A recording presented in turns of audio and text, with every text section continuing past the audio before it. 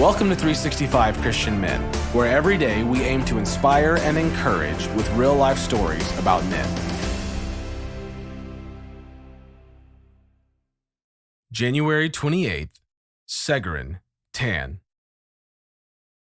Segaran is a missionary, a mechanic, and a family man.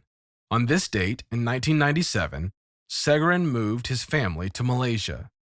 He grew up in a culture that treasured family connections, and the younger brother's respect for the older brother became a driving force in Segaran's life. Today's story is about a time in Segaran's life when the troubles piled high, and Segaran had to find a way to hang on to his self-respect. Here's how it happened. It is not ours to fix every problem, but it is ours to surrender every problem to God. In Malaysia, Segaran's older brother, Vela, was the general manager of an enormous oil palm producer, and he managed about a dozen oil palm plantations, which comprised 75,000 acres.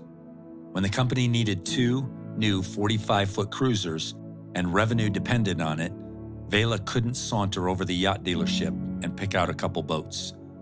They had to be built there in Borneo. And fortunate for Vela, a friend recommended a likable European named Marcus to build the boats. This Marcus had let it be known that he was a master boat builder, and he lived on a boat moored at a yacht club with a female companion. They were sailing around the world, Marcus said, which is how they happened to be in Malaysia. Vela asked his brother, 43-year-old Segaran, to help in the boat building project, and Seg agreed. He would donate his labor. He loved the Lord and he loved his brother, and he had a host of practical skills. He would be happy to give his time and his talent. Somehow the boat project expanded to include the construction of 3 boats, including 1 for a lawyer 300 miles away and 2 for the oil palm plantations. Vela arranged with Seg to work out of an auto shop on Vela's land.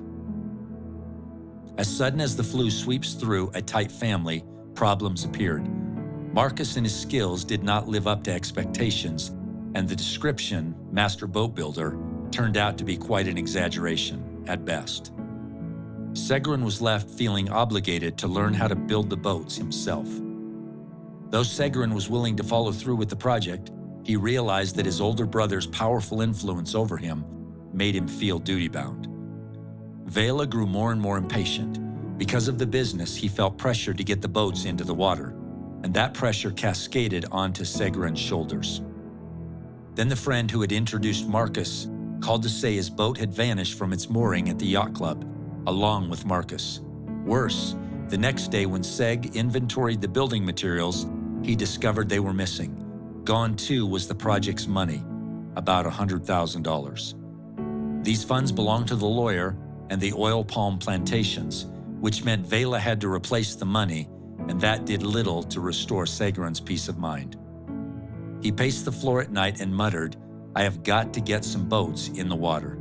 And then he stared at his manuals in a daze. He appeared to be taking on the burden of completing the entire project alone, a project he would not even be paid for, all because he felt driven to follow through and to be the hero for his older brother. For weeks, Segaran wrestled with the problem himself, but he made no headway. Until one day he remembered how that when he had been a mechanic for a missionary organization years before, God had answered prayers in a miraculous way. This gave him courage to surrender the whole boat mess to the Lord. If God could answer prayer yesterday, God could certainly answer prayer today. Segaran threw himself upon the Lord and pleaded for help and mercy. The Bible tells us in Hebrews chapter 13, verse 8, Jesus Christ is the same yesterday, today, and forever. After that, Segaran was able to negotiate with the lawyer. He took his boat half finished. Segaran contacted the boat company in Australia for advice. Incredibly, they had a boat builder familiar with the same model who was in between jobs and happy to come to Borneo to help finish the boats. God answered Segaran's prayers. What is your style for handling troubles? Do you jump in and try to solve the problem? Or do you go to God for help first?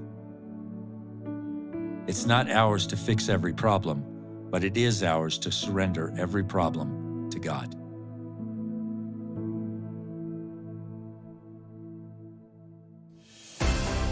Thank you for listening to today's story. Every day of the year, our hope is to inspire you with real-life stories of faithful men who have gone before us. Hebrews 12:1 says, "Therefore, since we are surrounded by so great a cloud of witnesses, let us lay aside every weight and the sin that so easily ensnares us. Let us run with endurance the race that is set before us."